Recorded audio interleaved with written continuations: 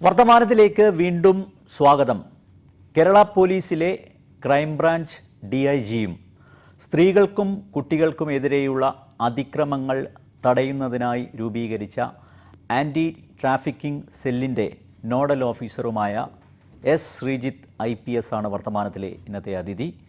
വർത്തമാനത്തിലേക്ക് അദ്ദേഹത്തെ സ്നേഹപൂർവ്വം സ്വാഗതം ചെയ്യുന്നു. വർത്തമാനത്തിലേക്ക് സ്വാഗതം. നമസ്കാരം. എങ്ങനെയാണ് ഇന്ത്യൻ പോലീസ് സർവീസിൽ പ്രവേശിക്കുന്നത്? ഞാൻ ഇന്ത്യൻ പോലീസ് സർവീസിലെ 96 ബാച്ച് ഓഫീസറാണ്. വളരെ ചെറുപ്പകാലം മുതലേ യൂണിഫോം എൻ്റെ ഒരു താല്പര്യമായിരുന്നു. അപ്പോൾ ആദ്യം ഞാൻ കസ്റ്റംസിലൊരു ഉദ്യോഗസ്ഥനായിരുന്നു. കസ്റ്റംസിൽ വെളുത്ത യൂണിഫോമാണ്. വെള്ള യൂണിഫോമും അതിന് മുമ്പ് തന്നെ നേവൽ NCCയിലും ഞാൻ വെള്ള യൂണിഫോം ധരിച്ച് ജോലി ചെയ്തിട്ടുള്ളത്. വെള്ളമടുത്തു എന്നുള്ളതിലുപരി കുറച്ചും കൂടി ഉത്തരവാദിത്തമായിട്ട് കാര്യങ്ങൾ ചെയ്യാൻ പറ്റുന്നത് കാക്കിക്കാണെന്ന് ഉള്ളൊരു തോന്നലും തിരിച്ചറിവുണ്ടായി. കസ്റ്റംസിൽ ജോലി ചെയ്തുകൊണ്ടിരുന്ന സമയത്താണ് സിവിൽ സർവീസിന് വേണ്ടി പ്രിപ്പയർ ചെയ്യുന്നത്. അപ്പോൾ അതിൽ സാധാരണഗതിയിൽ സിവിൽ സർവീസിന് പ്രിപ്പയർ ചെയ്യുമ്പോൾ എല്ലാവരും IAS, മെയിൻ ഓപ്ഷൻ IAS ആയിരിക്കും. പക്ഷേ ഞാൻ IPS ആണ് ആഗ്രഹിച്ചിരുന്നതും. IPS ആണ് എൻ്റെ ഫസ്റ്റ് ചോയ്സ്. ദൈവാനുഗ്രഹം കൊണ്ട് IPS കിട്ടി. സ്വന്തം നാട്ടിൽ തന്നെ ജോലി ചെയ്യാനുള്ള സൗകര്യവും ഉണ്ടായി. ആദ്യത്തെ പോസ്റ്റിംഗ് എനിക്ക് തോന്നുന്നു തലശ്ശേരിയിലായിരുന്നു അല്ലേ? ആദ്യത്തെ പോസ്റ്റിംഗ് യഥാർത്ഥത്തിൽ വടകരയായിരുന്നു. ഒരു മാസം വടകര ജോലി ചെയ്തപ്പോഴാണ് തലശ്ശേരി ഒരുപാട് കൊലപാതകങ്ങളും ഒക്കെ ഉണ്ടായി. 4 കൊലപാതകങ്ങളുണ്ടായി ആ സമയത്ത് എന്നെ തലശ്ശേരിയിൽ ASP ആയിട്ട് നിയമിക്കുകയുണ്ടായി. അന്ന് താങ്കൾക്ക് നേരെ വധശ്രമം ഒക്കെ നടന്നു അല്ലേ? അന്ന് മാധ്യമങ്ങളിലൂടെ വായിച്ചറിഞ്ഞതാണ്. അന്ന് ഒരുപാട് വധശ്രമങ്ങൾ പോലീസുകാരുടെയൊക്കെ നേരെ നടന്നിരുന്നു. എങ്കിലും ആദ്യമായിട്ട് ബോംബേർ നേരിട്ടിട്ടുള്ള ഒരു IPS ഉദ്യോഗസ്ഥൻ എന്നുള്ള ബഹുമതി എനിക്ക് അവകാശപ്പെടാൻ പറ്റുമെന്ന് എനിക്ക് തോന്നുന്നു. അത് അങ്ങനെയാണ് ഞാൻ തലശ്ശേരിയിൽ നിന്ന് മാറിപ്പോകുന്നത്. തലശ്ശേരിയിലെ ഡ്യൂട്ടി സ്ഥലത്ത് നിന്ന് നേരെ ആശുപത്രിയിലേക്കാണ് പോയിരുന്നത്. ബോംബിന് പരിക്ക് പറ്റിയിട്ട് 99 സെപ്റ്റംബർ 27-നാണ്. അതിനുശേഷം 3 മാസത്തോളം ചികിത്സയിലായിരുന്നു. അത് കഴിഞ്ഞ് പിന്നീട് വലിയ ബുദ്ധിമുട്ടുകളില്ലാതെ ഇപ്പോൾ വീണ്ടും ജോലി തുടരാൻ സാധിച്ചിട്ടുണ്ട്. വീട്ടുകാർക്കൊന്നും ആധിയില്ല. ഈ പ്രൊഫഷൻ്റെ റിസ്ക് കൂടുതലുള്ള ഒരു പ്രൊഫഷനല്ലേ ഇത്? റിസ്ക് പോലീസുകാർക്ക് എല്ലാവർക്കും ഉള്ളതാണ്. അപ്പോൾ അത് എൻ്റെ വീട്ടുകാർക്ക് മാത്രമായിട്ട് പ്രത്യേകിച്ചൊരു റിസ്ക് തോന്നേണ്ട കാര്യമില്ല. പിന്നെ എൻ്റെ വീട്ടുകാർക്ക് പൊതുവേ എൻ്റെ വീണ്ടും വിചാരമില്ലായ്മയെക്കുറിച്ചൊരു റിസ്ക് ഫീലിംഗ് ഉണ്ട്. പക്ഷെ അത് പോലീസ് ജോലിക്ക് അത്യാവശ്യമാണെന്നാണ് ഞാൻ വിശ്വസിക്കുന്നത്. കമ്പാരിറ്റീവ്ലി കേരളത്തിലല്ലേ പൊതുവെ പീസ്ഫുൾ ആയിട്ടുള്ള ഒരു അറ്റ്മോസ്ഫിയറാണ്. കേരളത്തിൽ പോലീസുകാർക്ക് വലിയ റിസ്ക് ഇല്ല എന്നാണ് ഞാൻ പറയുന്നത്. ഇതര സംസ്ഥാനങ്ങളെ വെച്ച് നോക്കുമ്പോൾ കേരളത്തിലെ പോലീസിംഗ് പൊതുവെ ശാന്തവും സമാധാനപരവും, ഒരു പരിധിവരെയൊക്കെ ജനങ്ങൾ പോലീസിനെ ബഹുമാനിക്കുന്ന, വലിയൊരു പരിധിവരെ ജനങ്ങൾ പോലീസിനെ ബഹുമാനിക്കുകയും എന്നാൽ ജനങ്ങൾക്ക് പോലീസിൽ നിന്നുള്ള വളരെയധികം പ്രതീക്ഷകളുമുള്ളൊരു സംസ്ഥാനമാണ് കേരളം എന്ന് ഞാൻ പറയും. അപ്പോൾ അതുകൊണ്ട് തന്നെ നന്നായിട്ട് പെർഫോം ചെയ്യാൻ സാധിക്കുക എന്നുള്ളത് ആണ് കേരളത്തിലെ ഏറ്റവും വലിയൊരു ചലഞ്ച്. മറ്റു പലയിടത്തും സ്വന്തം ജീവൻ രക്ഷിക്കുക എന്നുള്ളത് തന്നെ ഒരു ചലഞ്ചായിരിക്കുമ്പോൾ, ഒരു വെല്ലുവിളിയായിരിക്കുമ്പോൾ കേരളത്തിൽ അങ്ങനൊരു സാഹചര്യം യഥാർത്ഥത്തിൽ നിലവിലില്ല. ഇപ്പോൾ എൻ്റെ നേരെ നടന്ന ബോംബാക്രമണം പോലും ഒരു എക്സെപ്ഷനാണ്. അതൊരു റാദർ ദാൻ ദ റൂൾ. ഒരു IPS ഓഫീസറെയൊക്കെ ആക്രമിക്കുന്ന ഒരു സാഹചര്യം വരുന്നത് വളരെ ദുർലഭമാണ്. അപ്പോൾ അങ്ങനെയുള്ള സാഹചര്യത്തിൽ കേരളത്തിൽ വലിയൊരു ക്രൈസിസ്, ഒരു സർവൈവൽ ക്രൈസിസ് ഒരു പോലീസ് ഉദ്യോഗസ്ഥന് ഉണ്ടാകുമെന്ന് ഞാൻ വിശ്വസിക്കുന്നില്ല. എന്നാലും വളരെയധികം ആൾക്കാർ നമ്മളുടെ ജോലിക്കിടയിൽ ജീവൻ ബലിയർപ്പിച്ച ഒരുപാട് ആൾക്കാരുണ്ട്. രക്തസാക്ഷികൾ നമുക്ക് ഒരുപാടുണ്ട് പോലീസിൽ, കേരളത്തിൽ തന്നെ ഉണ്ട്. അവർക്കൊക്കെ അവരുടെ ആ അർഹമായ പ്രാധാന്യം പലപ്പോഴും കിട്ടുന്നില്ല എന്നുള്ളൊരു പരാതിയും നമുക്കുണ്ട്. എത്രത്തോളം പ്രൊഫഷണൽ ഫ്രീഡം ഉണ്ട്? പലപ്പോഴും ഒരാക്ഷേപം വരുന്നത് ഈ രാഷ്ട്രീയ നേതാക്കന്മാരുടെ ചട്ടുകമായിട്ട് പോലീസുകാർ പ്രവർത്തിക്കുന്നു, സേന പ്രവർത്തിക്കുന്നു. മാറി മാറി വരുന്ന സർക്കാരുകളുടെ ഇംഗിതത്തിനനുസരിച്ച് പ്രവർത്തിക്കാൻ അത്തരത്തിലുള്ളൊരു സമ്മർദ്ദം പോലീസ് സേനയിലുണ്ട് എന്ന് പരക്കെ പറയുന്നുണ്ട്. എത്രത്തോളം യാഥാർത്ഥ്യമുണ്ട് ഇതിൽ? ഞാനിത് അഭ്രവാളികളിൽ മാത്രം നിലനിൽക്കുന്ന ഒരു മിത്താണെന്ന് വിശ്വസിക്കുന്ന ഒരാളാണ്. രാഷ്ട്രീയക്കാരുടെ പ്രഷർ കൊണ്ട് കേരളത്തിലൊരു പോലീസ് ഉദ്യോഗസ്ഥന് ഫംഗ്ഷൻ ചെയ്യാൻ പറ്റാതിരിക്കുന്നു എന്ന് ഞാൻ വിശ്വസിക്കുന്നേ ഇല്ല. അതിനുള്ള ഉദാഹരണങ്ങൾ ഇപ്പോൾ തന്നെ നിങ്ങൾ പത്രത്താളുകളിൽ എടുത്തു നോക്കിയാൽ നിങ്ങൾക്ക് പലതും കാണാൻ സാധിക്കും.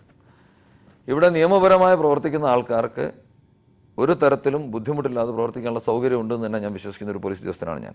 എന്നെ സംബന്ധിച്ചിടത്തോളം എനിക്ക് അങ്ങനെ ഒരു തരത്തിലുള്ള പ്രഷറും അവിഹിതമായി പ്രഷർ നേരിടേണ്ടി വന്നിട്ടുണ്ടാകാം. പക്ഷേ ആ പ്രഷറിനെ വശംവദനായില്ലെങ്കിൽ വലിയ ഭവിഷ്യത്തുകൾ ഉണ്ടാവുമെന്ന് ഭയക്കേണ്ട ഒരു രീതിയിൽ പ്രവർത്തിക്കേണ്ടി വന്നിട്ടുണ്ടെന്ന് എനിക്ക് തോന്നുന്നില്ല.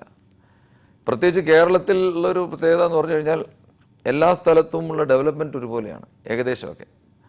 വലിയ ഏറ്റക്കുറച്ചിലുകളൊന്നും അവകാശപ്പെടാനില്ല. ഒരു തിരുവനന്തപുരം ഓഫ്കോഴ്സ് ഒരു ക്യാപിറ്റൽ സിറ്റി എന്നുള്ള നിലയ്ക്ക് തിരുവനന്തപുരത്തിന് കുറേ പ്രത്യേകതകൾ അവകാശപ്പെടാനുണ്ടാവും. കാസർഗോഡിന് അത്ര തന്നെ പ്രാധാന്യം ചില കാര്യങ്ങളിൽ കിട്ടുന്നില്ല എന്ന് ഒരു പക്ഷേ നമുക്ക് തോന്നിയേക്കാം. പക്ഷെ എന്നാലും ഏകദേശം നോക്കിയാൽ വലിയ ഏറ്റക്കുറച്ചിലില്ലാതെ ഒരു കണ്ടിന്യൂസ് ആയിട്ടുള്ള ഒരു സിറ്റി പോലെയാണ് കേരളം കിടക്കുന്നത്. എവിടോട്ട് ട്രാൻസ്ഫർ ചെയ്താലും നമുക്ക് വരാവുന്ന ഭവിഷ്യത്തുകൾ ഇത്രയേ ഉള്ളൂ. പക്ഷേ ഇതര സംസ്ഥാനങ്ങളിലൊന്നും അങ്ങനെയല്ല. ഒരു ട്രാൻസ്ഫർ കൊണ്ട് തന്നെ ജീവൻ നഷ്ടപ്പെട്ടു പോകാവുന്ന രീതിയിൽ പോലീസ് ഉദ്യോഗസ്ഥരെ ബുദ്ധിമുട്ടിക്കാൻ പറ്റുന്ന സംസ്ഥാനങ്ങൾ ഒരുപാടുണ്ട്. പക്ഷേ അങ്ങനെയൊന്നുമുള്ള ബുദ്ധിമുട്ടുകൾ കേരളത്തിലുള്ള പോലീസ് ഉദ്യോഗസ്ഥർക്ക് ഉണ്ടാകുന്നുണ്ടെന്ന് ഞാൻ വിശ്വസിക്കുന്നില്ല. എനിക്കെന്തായാലും ഉണ്ടായിട്ടില്ല. സുരേഷ് ഗോപി എന്നുള്ള നടൻ്റെ അടുത്ത് ഞാൻ ഒരിക്കൽ സംസാരിക്കാൻ ഇടവന്നിട്ടുണ്ട്. ഒരു ഇൻ്റർവ്യൂ അദ്ദേഹമായിട്ട് നടത്തിയിട്ടുണ്ട്. അദ്ദേഹത്തോട് ഞാൻ പറഞ്ഞിട്ടുണ്ട്, പോലീസ് സേനയെ ഏറ്റവും കൂടുതൽ ദുഷിപ്പിച്ചിട്ടുള്ളൊരു വ്യക്തി താങ്കളാണെന്ന് പറയുന്നതിന് വിഷമം തോന്നിയിരുന്നു. അദ്ദേഹത്തോട് പറയേണ്ട സാഹചര്യം എന്ന് പറഞ്ഞാൽ ഈ അദ്ദേഹത്തിൻ്റെ സിനിമകളിലാണ് കൂടുതലും ഈ പോലീസ് ഉദ്യോഗസ്ഥർ രാഷ്ട്രീയമായിട്ട് ബുദ്ധിമുട്ടുന്നതായിട്ടും അതിനെ ധിക്കരിക്കുന്ന ഒരു ധിക്കാരിയായ പോലീസ് ഉദ്യോഗസ്ഥനായിട്ടുമൊക്കെ ചിത്രീകരിക്കപ്പെടുന്നു. ഒരു പോലീസ് ഉദ്യോഗസ്ഥൻ കേരളത്തിൽ ധിക്കാരിയായി പ്രവർത്തിക്കേണ്ടി വരുന്നു എന്ന് വന്നാൽ അത് അദ്ദേഹത്തിൻ്റെ വലിയൊരു പരിധി വരെ ആ പോലീസ് ഉദ്യോഗസ്ഥൻ്റെ തന്നെ പ്രൊഫഷണൽ ആയിട്ടുള്ള ഒരു ഇൻകേപ്പബിലിറ്റിയും കൂടിയായിട്ട് ഞാൻ അതിനെ കാണേണ്ടി വരും. കാരണം കേരളത്തിൽ എല്ലാവരും പരസ്പരം വളരെയധികം ബഹുമാനിക്കുകയും സ്നേഹിക്കുകയും ഒക്കെ ചെയ്യുന്ന ഒരു സംസ്ഥാനമായിട്ടാണ് എനിക്ക് തോന്നുന്നത്. രാഷ്ട്രീയക്കാർ പോലീസുകാരായാലും പോലീസുകാർ തിരിച്ചാണെങ്കിലും ഒക്കെ. അപ്പോൾ വളരെ ഇവോൾവ് ആയിട്ടുള്ളൊരു പോലീസിങ് ഇവിടെ നടക്കുന്നു എന്നാണ് ഞാൻ വിശ്വസിക്കുന്നത്.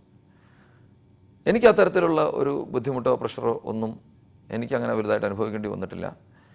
2 സർക്കാരുകൾ ഭരിക്കുന്ന കാലത്ത് ഞാൻ പ്രധാനപ്പെട്ട തസ്തികകളിൽ ഇരുന്നിട്ടുണ്ട്. അങ്ങനെ ഇരുന്നിട്ടുള്ള വേറെ ഒരുപാട് ഉദ്യോഗസ്ഥരുമായിട്ട് ഞാൻ സംവദിച്ചിട്ടുണ്ട്. അവർക്ക് ആർക്കും തന്നെ ഈ ഇത്തരത്തിലുള്ള പ്രഷർ ഉണ്ടായിരുന്നു എന്ന് ഞാൻ വിശ്വസിക്കുന്നില്ല. ചില കാര്യങ്ങളിൽ നമ്മൾ തീരുമാനമെടുക്കുമ്പോൾ രാഷ്ട്രീയക്കാർ ചില അഭിപ്രായങ്ങളൊക്കെ പറഞ്ഞെന്ന് വരാം. സത്യസന്ധവും നീതിയുക്തവും നിയമാനുസൃതവും ആണെങ്കിൽ അവർ പറയുന്ന കാര്യങ്ങൾ ധിക്കരിക്കേണ്ട ഒരു ആവശ്യമുണ്ടെന്ന് എനിക്ക് തോന്നുന്നില്ല. നിയമവിരുദ്ധമായിട്ടുള്ളൊരു കാര്യമാണെങ്കിൽ അത് അനുസരിക്കേണ്ട ബാധ്യതയും ഒരു പോലീസ് ഉദ്യോഗസ്ഥനെ സംബന്ധിച്ചിടത്തോളം ഉണ്ടെന്ന് എനിക്ക് തോന്നുന്നില്ല. പക്ഷേ ഞാൻ ഈ പറഞ്ഞ രീതിയിൽ ഈ സിനിമകളുടെ ഒരു പ്രത്യേകിച്ച് പോലീസ് ഉദ്യോഗസ്ഥർ IPS ഉദ്യോഗസ്ഥർക്ക് വന്നിട്ടുള്ള ഏറ്റവും വലിയൊരു ബുദ്ധിമുട്ടും അപജയം കമ്മീഷണർ എന്ന് പറഞ്ഞ സിനിമയ്ക്ക് ശേഷമാണെന്ന് ഞാൻ പറയും. എല്ലാ IPS ഉദ്യോഗസ്ഥരും സുരേഷ് ഗോപിയെ പോലെ പെർഫോം ചെയ്യണം എന്ന് പ്രതീക്ഷിക്കുന്ന ഒരു ജനതയെ സൃഷ്ടിച്ചെടുക്കാൻ അത്ര സിനിമകൾക്ക് സാധിച്ചു. പക്ഷെ ഞങ്ങളാരും അതിമാനുഷ്യരല്ല. പോലീസ് ഉദ്യോഗസ്ഥരാരും തന്നെ അതിമാനുഷ്യരല്ല. ഈ സിനിമയിൽ കാണുന്ന പോലെ നായകന് പോയി ഒറ്റയ്ക്ക് 15 പേരെ അടിച്ചിട്ടുകൊണ്ട് വരാൻ പറ്റുന്ന രീതിയിലുള്ളൊരു കായിക വൈഭവമൊന്നും പോലീസുകാർക്ക് അവകാശപ്പെടാൻ പറ്റുമെന്ന് എനിക്ക് തോന്നുന്നില്ല. അങ്ങനെ അഥവാ ആർക്കെങ്കിലും ഉണ്ടെങ്കിൽ ഒരു എക്സെപ്ഷൻ ആയിരിക്കാം. നമ്മൾ വി ആർ പ്രൊഫഷണലി ട്രെയിൻഡ്. അതിലൊരു ജേർണലിസ്റ്റ് എന്ന് പറയുന്ന പോലെ ഞാനൊരു പോലീസുകാരൻ. അപ്പോൾ ഞങ്ങൾക്ക് ട്രെയിനിങ് കിട്ടിയിട്ടുള്ളത് ഇന്ന രീതിയിൽ കാര്യങ്ങൾ ചെയ്യാനാണ്. ഇപ്പോൾ ഫോഴ്സിൻ്റെ സഹായത്തോടു കൂടി തന്നെ നിയമം നടപ്പാക്കാനാണ്, അതിനുവേണ്ടി മതിയായ ഫോഴ്സ് ഉപയോഗിക്കാനാണ് നമ്മൾ പഠിപ്പിച്ചു തന്നിരിക്കുന്നത്. അപ്പം മതിയായ ഫോഴ്സ് ഉപയോഗിക്കേണ്ടടുത്ത് മതിയാവാത്ത ഫോഴ്സുമായി ചെന്ന് നമ്മൾ നിയമത്തിന് മുമ്പിൽ ഒരു പരിഹാസ കഥാപാത്രമായി തീരുന്ന രീതിയിൽ മാറാൻ പാടില്ല. അപ്പം അതുകൊണ്ട് തന്നെ അത്തരം സിനിമകളോടും